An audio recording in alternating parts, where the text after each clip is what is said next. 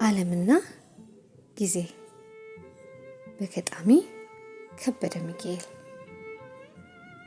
እኔማ አቶ ጊዜ ከጥንት ጀምሬ ለፍጥረት ታዛቢ ሆኜ በመኖሬ እጅግ በረዘመው በራቀው መንገዴ ቸኩዬ በፍጥነት ሳልፍ እንደ ልማዴ መቼም አይቀርና አይቶ መመልከት ትልቅ ግቢ አይቼ ባለብዙ ቤት ከደጅ ሲተራመስ ሰው ከቤት ተርፎ ይመስል ነበረ ንብ ያለበት ቀፎ።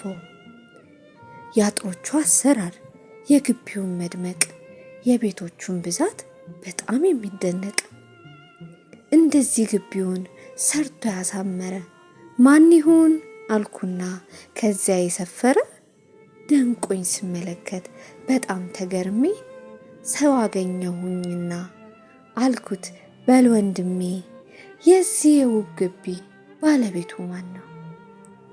የአባት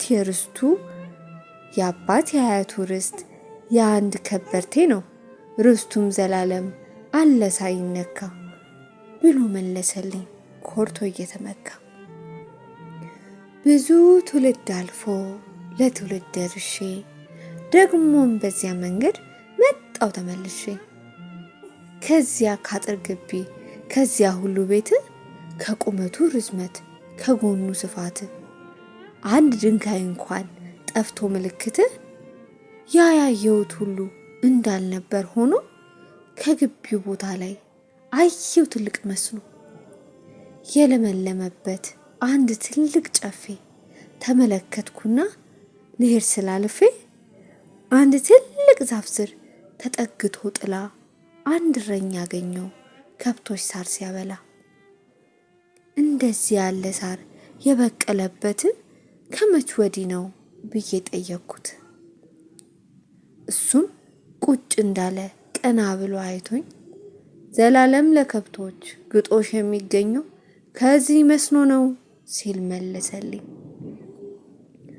ብዙ ትውልድ አልፎ ለትውልድ ደርሼ ደግሞም በዚያው መንገድ መጣው ተመልሼ መስኖውም ጠፋና ጨፌነቱ ቀርቶ ከመስኩ ቦታ ላይ ከተማ ተሰርቶ የቤቱ መበርከት የመንገዱ ማማር የከተማው ጥዳት የግንቡን ማሰራር የሕዝቡ አበዛዝ የገባውን መድመቅ ታይቶ የማይጠገብ እጅግ የሚደነቅ ያማረች ከተማ የጥበብ መዝገብ ጠንተው የቆሙባት አዋጅና ደንብ ውቢቷን አድንቄ ስመለከታት እድሜ የጠና ሰው አግኝቼ ድንገት መች ነው የተሰራችው ብዬ ብጠይቀው እሱም መለሰልኝ በጣቱ አመልክቶ ይህች ትልቅ ከተማ ከጥንትም አንስቶ መልኳ እየታደሰ ውበቷ እያበራ ይኖራል ዘላለም ስልጣኗ እንደኮራ። ብዙ ትውልድ አልፎ ለትውልድ ደርሼ ደግሞ በዚያ መንገድ መጣው ተመልሼ ከዚያች ከከተማ ጠፍቶ ምልክት አየው ከዚያ ቦታ ጫካ በቅሎበት ሲተረማመሱበት ጅብ፣ ነብር፣ አንበሳ በየአይነቱ አውሬ አእዋፍ፣ እንስሳ ሁሉም በየቋንቋው ድምፁን እያሰማ ለጫካው ሲሰጡት የሚያስፈራ ግርማ የዛፉ አበዛዝ የአውሬው መበርከት እጅግ አስደናቂ ሆኖ አገኘሁት። ደኑን ተመልክቼ እያየው ስሄድ አገኘው ያገር ሰው ድንገት በመንገድ ዛፍ እንጨቱ በቅሎ ጫካው የደመቀው ከመቼ ወዲህ ነው ብዬ ብጠይቀው ትክ ብሎ እያየ ጫካውን እንዲመለሰልኝ እሱም ተራውን ይህ መጠየቅ እንግዳ ነው ለካ ጥድ የሚበቅልበት ግራርና ዋርካ ጥንቱንም ደን ነው የዘላለም ጫካ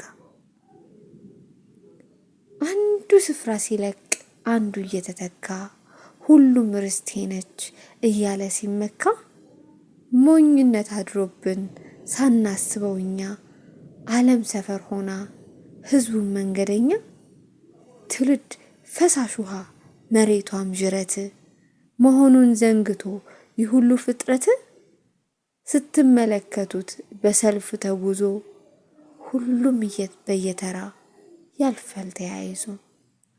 ሁሉም በየተራ ያልፋል ተያይዞ።